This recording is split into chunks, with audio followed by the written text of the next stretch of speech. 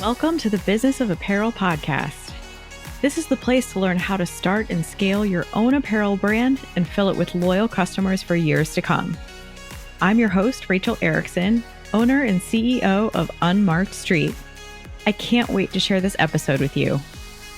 Welcome back to the Business of Apparel podcast. I am solo today, and I wanted to really nerd out with you today on everything that you need to know about tech packs.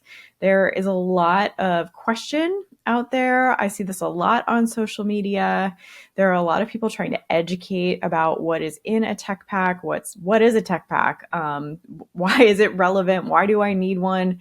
Why do I need someone to make it look professional for me? And so I just wanted to kind of brain dump on you what I know about tech packs, how we develop them at Unmarked Street, how I've learned to develop them throughout my own career. And then if you have any questions or further questions about tech packs, we can get into that through the comments, or you can contact me anytime through unmarkedstreet.com. So the first thing to understand about a tech pack is that it is your contract with your factory. So it's really important, in my humble opinion, to have a professional tech pack that includes every single bit of information that you need your factory to know about the product that you're making. And every single product that you have in your line should have its own tech pack file. So these are the technical specifications. These are the detailed sketches, and we're going to get into all of these in detail here. But this is what you would hand over almost as a legal binding document to your manufacturer to say, if it's in this document, if I have put a note in here that you need to do XYZ or ABC, it better be on my production or I'm going to request a discount. And that's one of the reasons why it's really important to have a dialed in tech pack, because I've seen plenty of times throughout my career when production units get shipped, we receive them in our warehouse, or we hear from a customer that something is wrong. This button is missing, or this seam popped, or this one's missing a pocket. I mean, I've seen all kinds of stuff happen through the production and manufacturing process over the last 20 years of my career. And without that document saying it was right here in black and white, this required a pocket, this was the sketch of the pocket, it was never missing, you always had this information, how could you miss this? Without that documentation and that proof inside that tech pack contract, there is no way for you to hold them accountable to a production standard or a quality standard that you expect from them. And then that leads down the road of you're paying full price for a product that might not be sellable. If you end up with a garment that doesn't measure properly, so it doesn't fit your customer, or you end up with a product that, again, is missing a pocket and it needs to be there, how can you expect to request a discount if you didn't make it clear and make it obvious that that was a requirement? So that is the importance of a tech pack. If you are not implementing official tech packs with the manufacturer, I really suggest that this is one of the first things that you do. There are some amazing freelancers out there who will build tech packs, fairly simple ones for low cost. Unmarked Street does build a la carte tech packs. If you want to come to us, we build highly professional ones though. Ours are we have our team has 55 plus years of experience in the industry. So we apply that 55 years of knowledge and know-how of what a factory needs. We put in anticipation in all of our tech packs, like what might be missed or what could be an issue. So we're including those details in your tech packs when you work with Unmarked Street to make sure that all of those issues that could come up are being caught on the front end, right? You're not going to be surprised when you receive your production that something went wrong, because we're trying to anticipate that for you. And that's what all of that experience essentially gets you. If you can't afford to work with a contractor that has that much experience, there are plenty of resources out there for you to build tech packs, and you can learn to build your own as well. So typically, I like to build all of my flat sketches that are required for a tech pack in Adobe Illustrator. I do pay for an Adobe Creative Cloud subscription. So that's one of my monthly business bills. As we're building tech packs on a regular basis, it's really important for me to have access to this tool, because to be able to draw out what we call flat sketches, I want to be able to do that as a line drawing, and I want it to be extremely technical and extremely accurate, extremely symmetrical. And so the way that I like to do that is I'll actually create like a vertical line in Adobe Illustrator, and then I will draw out the left or right side of the garment. I'll basically outline it. So it should look like the garment is laying flat on the floor. Like if you took your t-shirt or your leggings or whatever garment you're wearing right now and laid it out on the floor to make it really like flat, and you could see all of the seams, you could see all of the details, you could see the real true shape of it, like proportionally how it should fit on the body, where the neckline should lay, how long the sleeves should be, how long would the actual garment look on the body. Those proportions and all of those details should then be captured as a black and white line drawing. Again, I will draw out the left or right side of the garment on either side of that vertical line, and then I will copy it and mirror it so that it actually creates an entirely perfectly symmetrical garment. And the reason that I do that, and the reason that I learned how to do that, well, number one, that was how I was taught in school. So at the University of Cincinnati, our fashion design program, that is how we were taught how to do flat sketches, and it is extremely accurate to do it that way. Number two, when I had my first job working for Abercrombie and Fitch, we like to do these stylized sketches for everything. And so there was like a way of sketching at Abercrombie, which was very cool, and it was very modern. It was very young and hip, and it was very on brand, but everything was kind of, if you know what a croquis is. So a croquis is basically one of those beautiful fashion sketches. A lot of times it's done in marker, or people will do watercolor croquis. And essentially the rule to draw a croquis is that you make your model or your drawn model taller than a real person. We call it 9 heads. And there is a book out there if you're learning how to draw croquis or to draw fashion illustrations. 9 heads is like the book that you need, that I will 100% recommend all day long. Go out and get 9 heads. But the typical person, if you were to measure their head, is only 8 heads tall. So if you were to take the head height of somebody and then measure it against their height, they would be about 8 heads tall. And so when you draw a fashion sketch, you draw them so tall and slender that they actually end up being 9 heads tall, which is a little bit obviously not proportional for an actual garment. And so at Abercrombie, we were kind of using this 9 heads technique, and we would draw these really long sleeves and these really long garments. And we would start to discover, we'd be trying to make like a jacket, for example, a bomber jacket. I remember this one vividly. It had like this cute little fur hood, and it was like these ribbed little cuffs, and the sketch was so cute. But when it came in, it looked like a dress, and the sleeves were twice as long as it needed to be because the factory didn't understand that it was a stylized sketch. They thought that our flat sketch was proportionally accurate. And so they ended up taking that and interpreting it and creating this ridiculously long bomber jacket that probably could have gone down to my knees, and the sleeves probably could have wrapped around me like a scarf. It was so funny, but it was a really good lesson in learning that having a very proportional, technically correct and accurate flat sketch is really, that's the key. That's the key to your tech pack right there, is being accurate and being proportionally truthful. So the cover page of your tech pack, the header should probably include some really great basic information.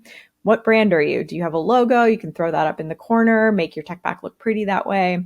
A branding logo is great. They know exactly what company they're making this garment for. They know whose tech pack this is. You want to include your garment name. If you have an internal style number that you're using, especially if you're sharing that with the factory and that's how you are going to be communicating back and forth about this style, which I will kind of go off on another tangent here. That is how a lot of factories like to work, because English is not always their first language. So if you are constantly referring to a style name in English, they might not necessarily understand what those words mean, especially if you're using like names or some sort of made up word. They might want to just go straight to a style number, because numbers are universal, and that is a lot easier for them to understand. It's a lot easier for them to communicate back and forth with you instead of using English names. So style name, style number, if you have it. Then we really like to list out people for them to contact. So who's their developer? Is there a pattern maker that they should be aware of? Is there a product manager that they want to have on the books? So any of those people that they want to contact, you want to list those people out in the header. What other things? If we have a pattern file that we want them to reference, so maybe we have a digital pattern file, you can throw the name of that digital pattern file into the header so that they know to match up those two files when they receive them and they're making the garment. We'd want to put in there what our size range is. I think that can be really important. So if you're selling sizes, 0 through 14 in a junior's bottom, or if you're selling size extra small through extra large, whatever it is, you can put in a size range in there. And then what you want to do is definitely list out on that header. And these are things that you would change, right? As you go through your commenting and on your fitting, as you're updating the tech packet each round, you want to actually update the name of the pattern, because if you have like an A, B, and C version of your pattern, you want them to know which version to use at each round. So that should be updated in your header each time. And then you actually want to update to what round you're on. So if you're sending out an initial tech pack, you're requesting a P1 or a first proto, depending on how you want to say that to your factory. And then you want to update that as you go. So then we're requesting a second proto, then we're requesting a third proto, then we're requesting a size set or a size run, if you call it a size run. Then we're requesting pre-production and then top of production. Your last option for status of your tech pack should be approved to bulk. And that basically is a locked tech pack. So once you have approved a tech pack to bulk and you have that marked in your header and you send that off to the factory, you should have checked every single page of this tech pack for 100% accuracy, because again, this is going to become their contract to go into production for you. Last but not least, you just want to probably list a change date. So what is the last date that you've modified this, so that they can make sure that they have the last and latest round. So that all goes up into your header on the cover page of your tech pack. And then my recommendation for the remainder of your tech pack is to make as big as possible just your black and white flat technical sketch.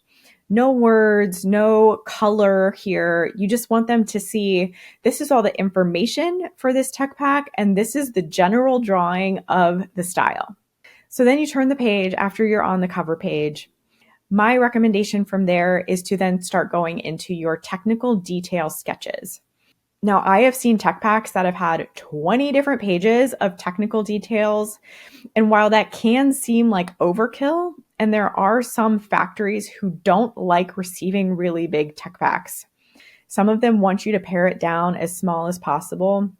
And so we'll get into that here in a second. But what I do like to see is all of these different details that you have on your garment. You want to call them out and have detailed sketches of them. So the first page tends to be all of your front and back garment callouts. So you've probably taken that exact same flat sketch that you put on your cover page, put it on page 2, and then you want to start calling out. So like draw like a literal arrow. And if you're an illustrator, this is just like a straight line from pointing to exactly where you want them to do a thing to the words describing what you want them to do. So this is point to the back yoke. I want a single needle edge stitch on the back yoke. Point to the center front placket. I want 10 buttons on my center front placket. Point to the hem. I want a 1-inch double turn back on my hem. And so this page ends up being a lot of the general stitching details. It ends up being a lot of the core information that you need them to know for how to sew the garment. What machines are they setting up to sew your garment? A lot of times I'll see kind of in the corner, like all seams should be overlocked unless otherwise noted. And so you have all of these different call outs about maybe the single needle stitching that you want them to do. Otherwise, you expect them to overlock everything. So those are some examples of what you want to see on your first detail sketch page. And then you can get into the smaller details. So for example, if you have a pocket, I really recommend that you blow up a picture of that pocket, draw it out in black and white, create a sketch of it, and you want them to see exactly the proportions of what that pocket should look like And again, create a bunch of different callouts, put it in words. This is exactly what I expect to see on this pocket. This is the stitching. These are the details. If there's a envelope insert, or if there's a flap, or if there's a side entry, you want them to know all of those details on that detail sketch. So if you have a lot of different details, let's say you have plackets, you have pockets, you have hem details, you have hood cinching, you have all kinds of things that you want to include in your garment, and you feel like your tech pack is getting really long. Maybe you've heard from your factory, can you pare down the pages of these tech packs a little bit? They're getting a little bit too much. Again, if English is not their first language, they're having to translate all of those words. So it's easier for them if you can kind of pare down some of the pages. They're not doing as much translation work. What you can do there is create like a single page that has maybe 4 different details on it. So page 3 ends up being, a quarter of the page is your chest pocket. A quarter of the page is your front hand pocket. A quarter of the page is your hem detail. And then the final quarter of the page is your hood cinching detail. And by kind of combining those into a single page, now you're not bombarding them with 4 more pages of tech pack that they need to go through and work on. Creating these number one, it's a lot of paper to print, but also then just creating these like really thick files for them to have to manage can be a lot. So you can pare it down that way, but I still recommend that you do as many detail sketches as are relevant for your style. Now you might find, for example, if you have a really simple t-shirt and you only have a few stitch details, there are no pockets on it, there are no plackets, no nothing. You might only have your cover page, technical sketch, and then your stitch callout sketch, and that's it.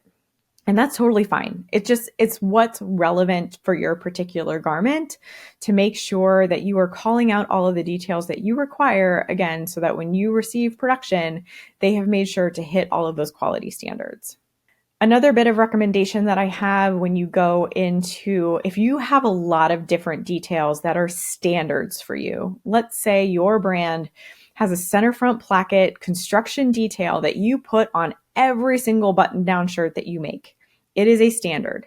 What you can do is build a separate brand standards manual that you are going to send to your factory. And what you can then do is actually create codes. And this is really, really elevated work. So this is not something that I see a lot of brands doing. This is something that the best of the best of the best industry do. They have these beautiful brand standard manuals. And instead of having a different placket construction for every single shirt that they make, they know exactly how they want it done. It creates kind of a signature for their brand. So if you see that center front placket, you know it came from Howler Brothers, or you know that it came from Abercrombie and Fitch, whatever it is. And so that way, number one, your customer gets really familiar with some of your standards and some of your construction. But it also creates a lot of extra ease in the manufacturing process because your factory gets super used to sewing that same placket construction over and over again. They get really good at it. Your costs on it go down because there are efficiencies. There are lots of pluses to having standards like this. So if you build those standards in to your product and you can put them in a separate manual, send that manual to the factory. Maybe that placket construction, you put a code on it that says this is PL01. So placket 1. That's your first placket construction. Maybe you have 3 different placket constructions. One's a Henley, one's a full placket, and one is one without buttons or something like that. So maybe you have PL1, 2, and 3, and those are in your brand standards manual.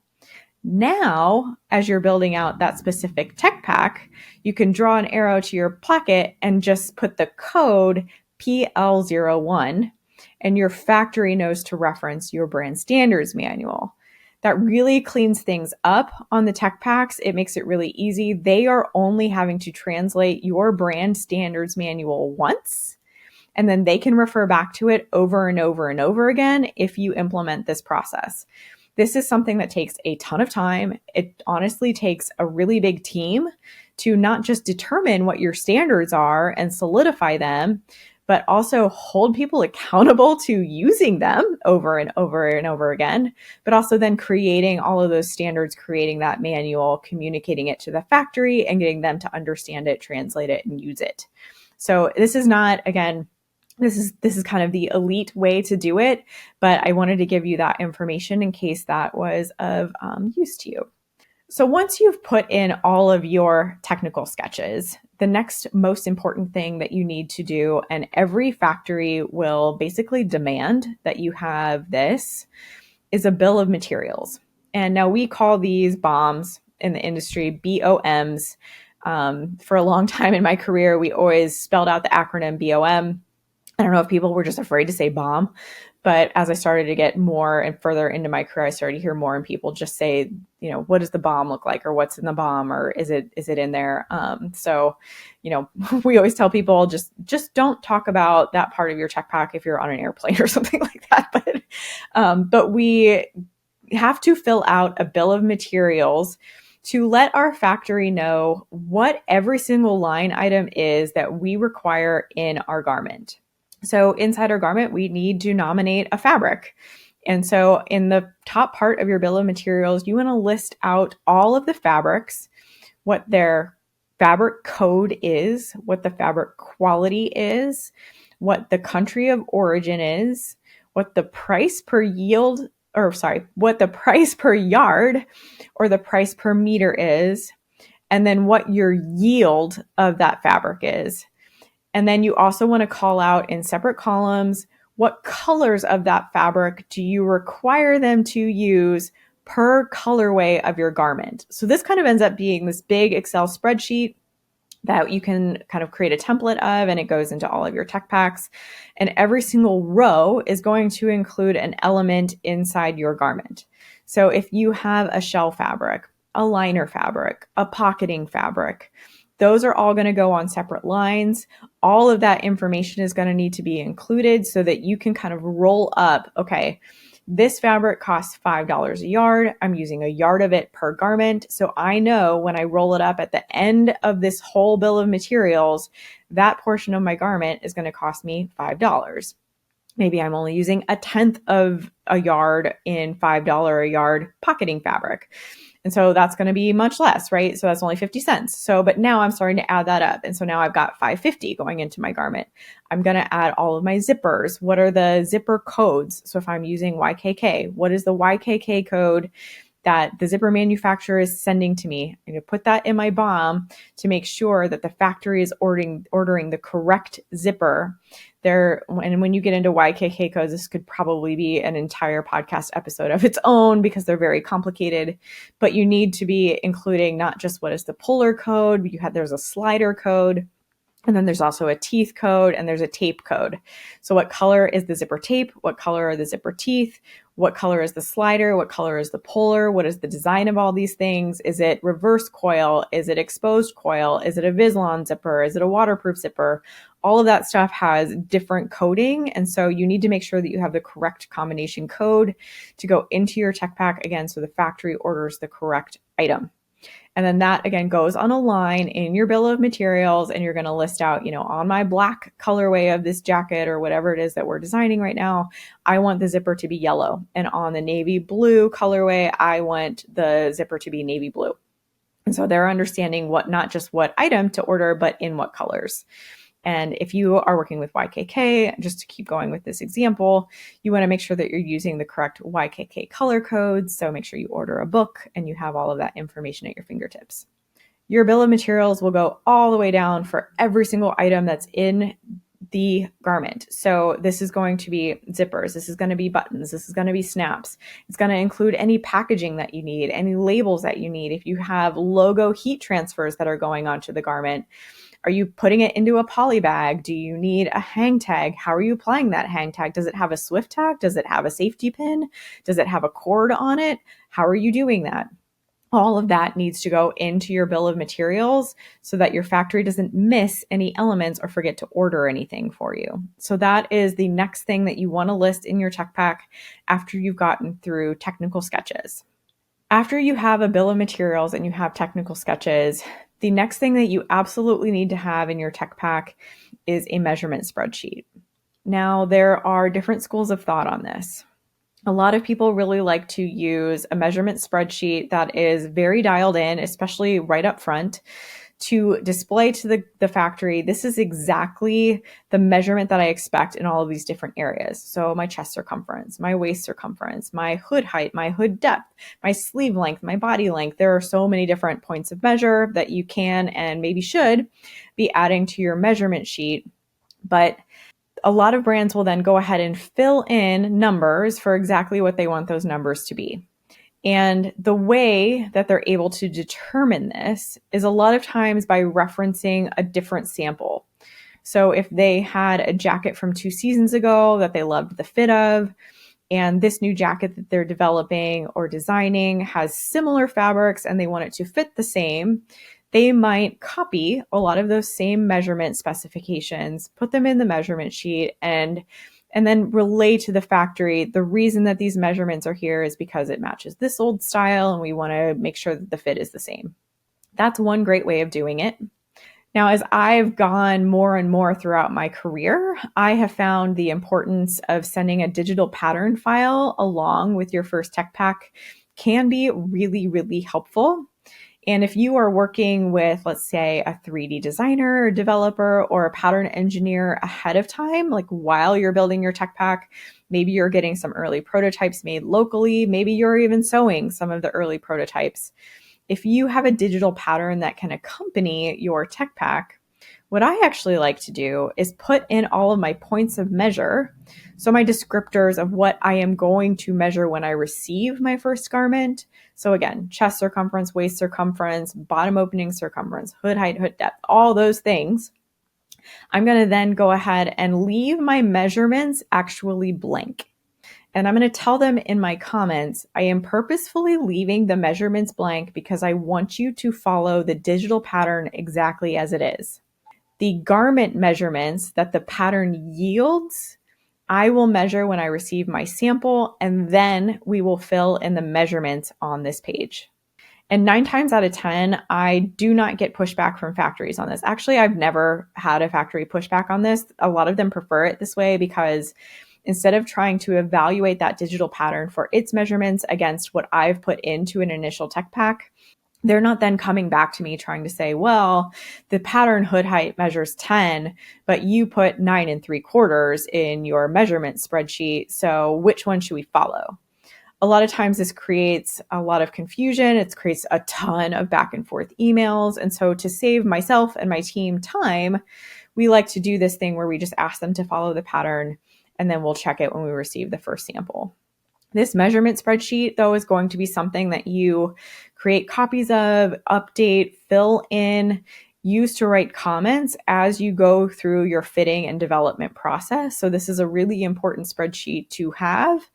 I also think it's really important to include in your first tech pack so that the factory at least knows what are the areas that I'm paying attention to.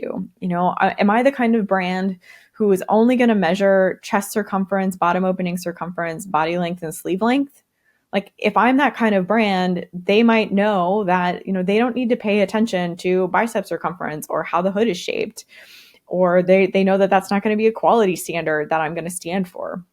Or am I the kind of brand who is genuinely going to check every single measurement of the garment from top to bottom and make sure that all of its proportions are exactly what I want? And so indicating that to them is going to be an indicator of what kind of a brand you are, what level of quality you're going to be expecting, and what level of work you're actually putting into the garment itself and into the development process itself. From there, ultimately over time, you will add additional pieces into your tech packs. Like I was saying just then, all of your measurement sheets are going to be copied, updated, revised as you write comments. So once you go into a fitting and you fit the garment and you have comments, you know, we want the chest to be an inch smaller, so we've pinned this out, please revise the pattern as such, or however you want to write your comments, you're going to need to be updating your measurements to go along with that. So you receive your garment, you're going to measure it as it was received. So again, if you've maybe followed this process where you went out to the factory and you said, here's our initial tech pack, here's all of our sketches, here are our bills of material, here's our measurement page of what we're going to measure, and then here's our digital pattern, we want you to follow it exactly. And then you receive the garment, you are going to measure it. And this is going to indicate to you what that pattern yielded on a garment.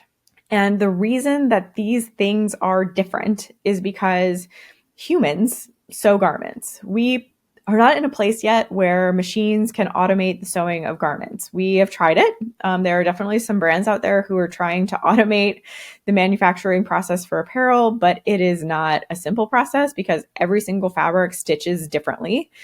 This t-shirt is different from my leggings. They're both like stretchy knits, but they are not going to sew the same. So you can't put both of these garments on an automated machine and have the thread tension be right, have all of the stitching go exactly correct. You need someone kind of adjusting all of that and sewing a garment. So that's why humans still do a lot of the sewing that we're seeing in the industry. And because humans are sewing our garments, there is room for error. And that's just, we're human. It's fine. We account for that in the apparel industry. This is not a problem. But if you take an exact paper pattern, cut it out by humans, and sometimes this is by machine, but machines can also make mistakes, and then send it to have someone to sew, and they can do everything that they possibly can to make sure that your seam allowance is as perfect as possible. 9 times out of 10, they are going to have just a slight variation in your seam allowance. They are going to have a slight variation in how they sew the different details of your garment. And again, this is fine. This is what we expect in the industry. This is absolutely normal. We account for this, but you cannot expect a flat paper pattern and its measurements to yield the exact same measurements on a garment, especially if you are using any kind of stretchy fabric. There will always be some sort of stretch. There will always be some sort of percentage of shrinkage. There will always be human elements in the sewing of your garment. And so what you want to capture is, this was my flat paper pattern that I sent you, and these are the actual garment measurements that it yielded.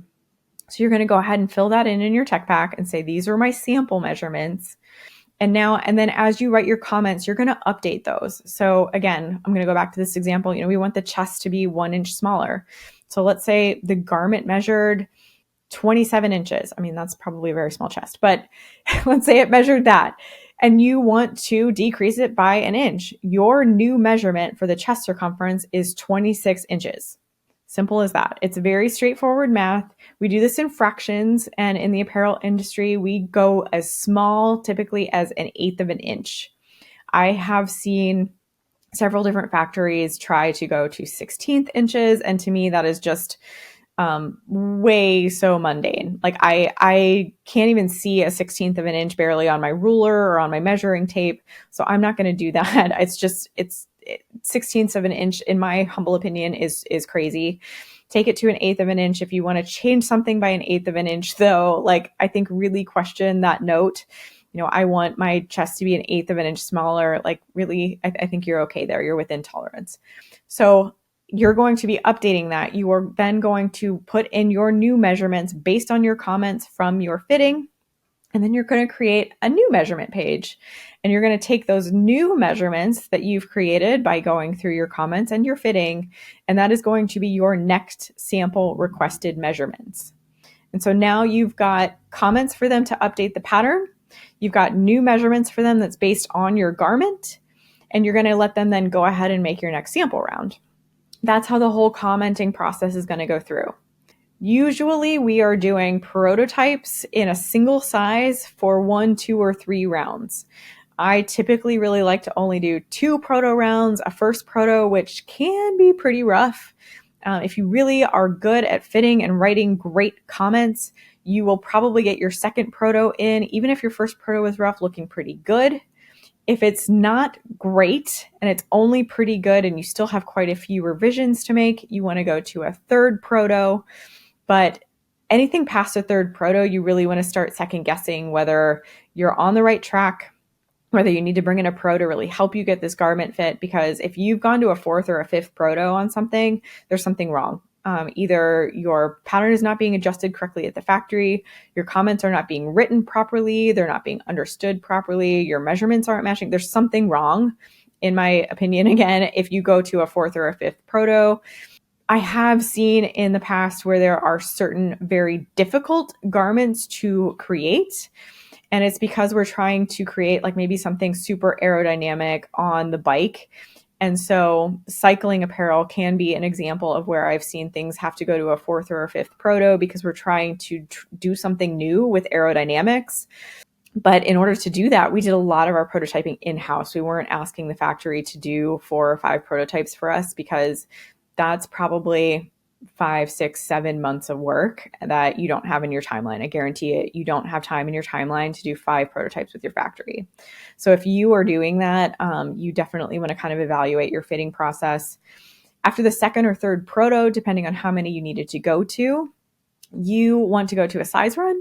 So you want to then ask the factory to make one of every size, or if you feel really confident in your grade rules, you can get a jump size set, which is one every other size.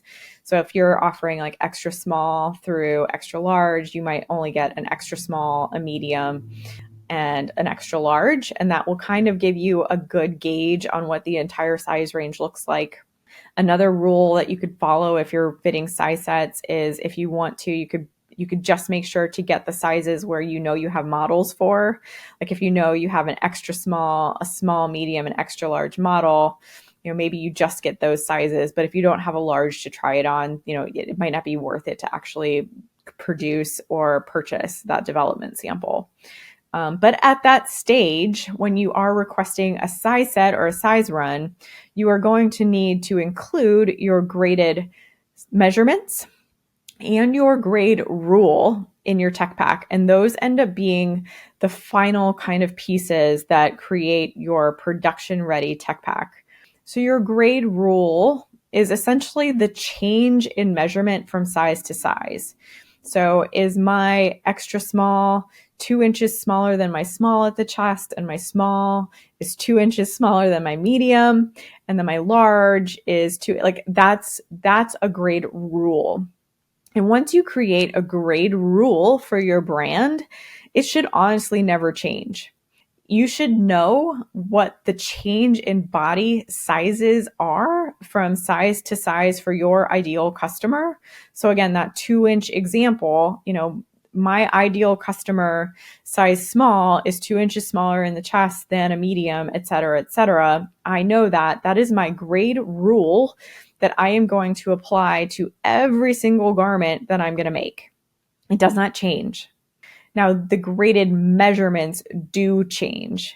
And so the way that we suggest that you do this is to set up your grade rule and then use that spreadsheet to create formulas for your graded measurements. So your grade rule will say, at the medium, these are all my zeros, whatever I ask you to make the medium measure, this is my baseline. And then you'll see like -2 for small, and then -2 or depending on how you want to set up your formulas, you can say -2 for small, and you're setting that up based on what the medium measures. You can say then -2 for extra small, and that's based on the small measurements, or you can say -4, and that's then based off of your medium measurements. So putting in those formulas into your Google Sheets or into your Excel spreadsheet so that it automatically populates for you can be a really great way and a really easy way to take your grade rule and implement it across the board, so that once you've finalized the measurements from either your second or third proto, you can go ahead and copy that whole column and paste it into your graded measurement worksheet that already has the formulas all in there. And it will then populate all of the measurements that are going to be required for every single size based on your grade rule. And that can sound really complicated, but once you have the template set up, it's actually really, really simple and really easy and fast. So if that's something that you would like me to talk about a little bit more, let me know. I'm happy to do some additional education on that. But that is essentially then your entire tech pack. You have this cover page with all of the information that they need and your black and white technical sketch. Then you go into all of your detail sketches. Every element that you want them to know, that you want them to hit, that you want them to do on your garment should be created in a technical sketch. Then you include your bill of materials, including every single item that's going to be needed for your garment. And then you include your measurements. And your measurements go into comments, it goes into changes, it goes into updates, which then inform your graded measurements, which are dictated by your grade rule. If you have all of those elements in a tech pack, you cannot go wrong. That is the professional standard of a tech pack.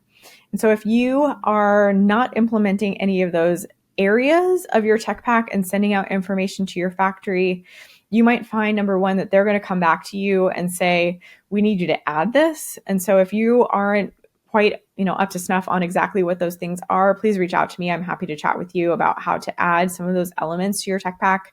At the same time, they might just kind of neglect it, and then you don't have legs to stand on when you get into production. So I hope this helped a little bit. I hope it helped you understand what should be included in your tech packs so that you can go out and create very professional tech packs. Or if you're going to be working with a freelancer or a contractor to create your tech packs, at least now you know what to expect from them, what you should be seeing from them.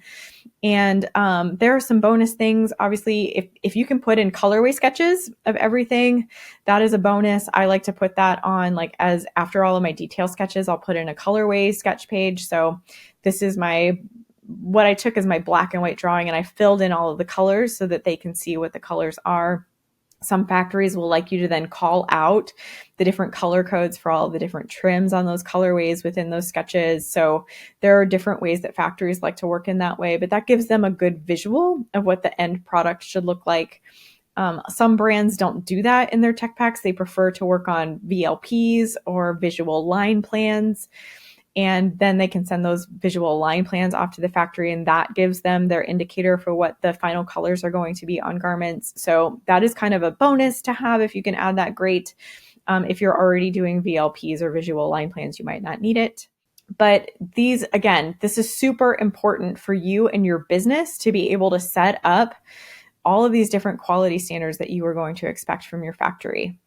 If you're interested in learning more about the development process and what you should be doing in and around all of building these tech packs, you can go to thebusinessofapparel.com, all one word, and download for free our product development blueprint so that you can learn exactly what you should be doing at every stage and how to get into fittings, where those tech packs should be built in the process, and how to do the rest of it. If you'd like to contact me anytime, again, you can go to unmarkedstreet.com, and there's a contact page there where you can get a hold of me. If you're looking to apply to work with Unmarked Street so that we can build tech packs for you, there are apply now buttons all over our homepage. We would love to hear from you and hear about your brand. So please fill out our form and we'll get back to you as soon as we can. See you all next time. Thank you so much for listening to the Business of Apparel podcast. I would so appreciate hearing your thoughts on the show. And if you know someone who could benefit from it, please share it with them.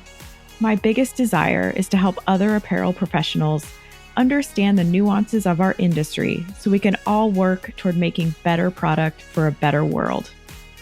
If you would like to connect further, I'd love to invite you to send me a message through my website, unmarkedstreet.com, where I do weekly trainings through my video channel, a monthly newsletter, and offer so many resources to help you start and scale a profitable apparel brand.